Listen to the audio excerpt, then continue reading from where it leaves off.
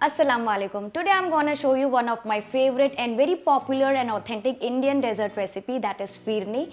This is basically prepared with some rice and milk, and it's a very classic and creamy pudding. You can also call it as pudding. And the best part of this recipe is that you can prepare this in advance for any kind of festival and occasion. And as Eid is coming up, so let's see how to prepare this. To prepare this rich and creamy Phirni, here I've taken 75 grams or around half a cup of Basmati rice.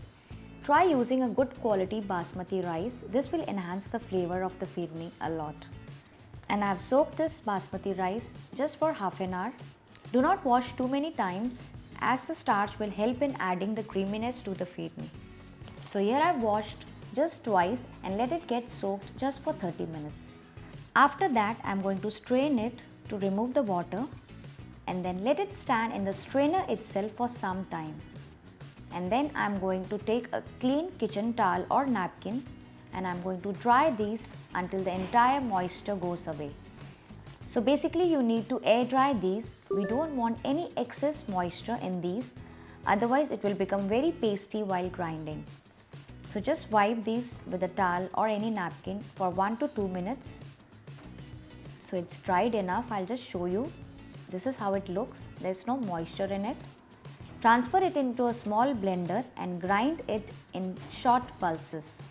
So first we'll give 2 short pulses and I'll show you. So this is how it looks after 2 pulses, but it's not done enough. We need to grind it more. For this we'll give 2 to 3 more pulses, but do not grind in one go, otherwise you'll end up getting a very fine powdery mixture out of it, and we don't want that. So do this in intervals. I gave it almost 5 to 6 pulses and this is how it looks. It should neither be too coarse nor too grainy. It's just like the texture of the suji or coarse semolina. This is slightly grainy. Transfer this into a bowl and to this I am going to add a cup of water or milk to dilute it. The milk or the water, whichever you are using, should be cold or at room temperature. Keep mixing this. This step is very important, otherwise if you'll directly add the mixture into the milk, that is the rice grains into the milk, it will become very lumpy. So to avoid the rice from clumping, we need to do this step first. So this is how it looks. Next, here I have taken 1 liter of full fat milk which I have kept for boiling.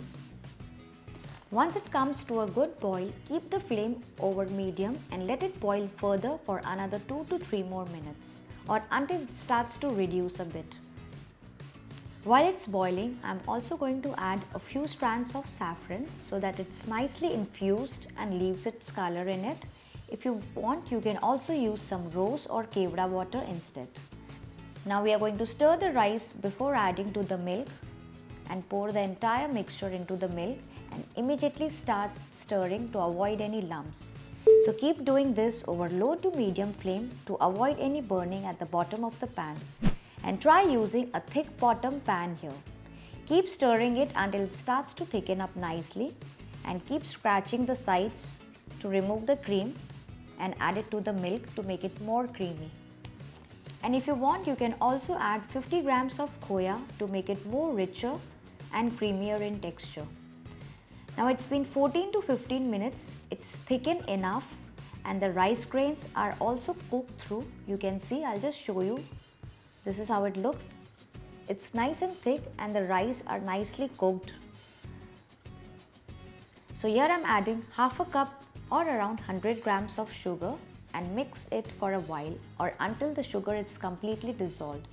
You can adjust the sugar as per your taste, and if you want, you can also use jaggery instead. So the sugar is nicely dissolved. Next goes in half a teaspoon of fresh cardamom powder and mix that as well and cook for another 2 to 3 more minutes or until the water of the sugar also evaporates. Cook it for a while until you feel the consistency is right. It should neither be too runny nor too thick. So I'll show you this texture. This is how it looks. It's not very thick also, not very thin also. So I feel this is the good consistency which will set. So I'm not going to cook it further, otherwise it will become very lumpy. Switch off the flame at this point of time And then I'm going to pour this into these lovely looking mud bowls.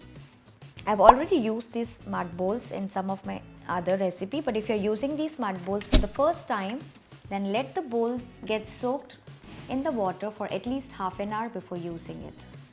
Phirni needs to be set really very well and chilled before eating.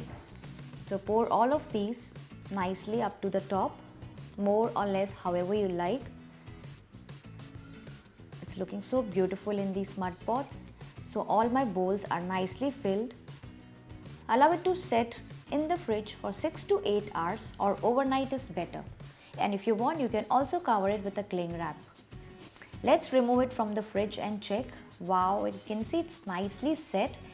And when I'm turning it upside down, it's not falling, which means it's nicely set. And then you can garnish it with some silverware if you like. Today I'm using some nuts, a few strands of saffron, and a very little rose petals. It's completely optional and you can decorate it or garnish it however you like.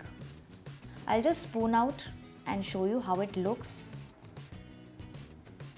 You can see the texture inside. It's nice, thick, creamy and grainy. It's perfect for this season and you can enjoy it chilled. So guys, I hope you enjoyed watching this easy peasy Eid special recipe. And if yes, like, share and subscribe for more such amazing and easy recipes.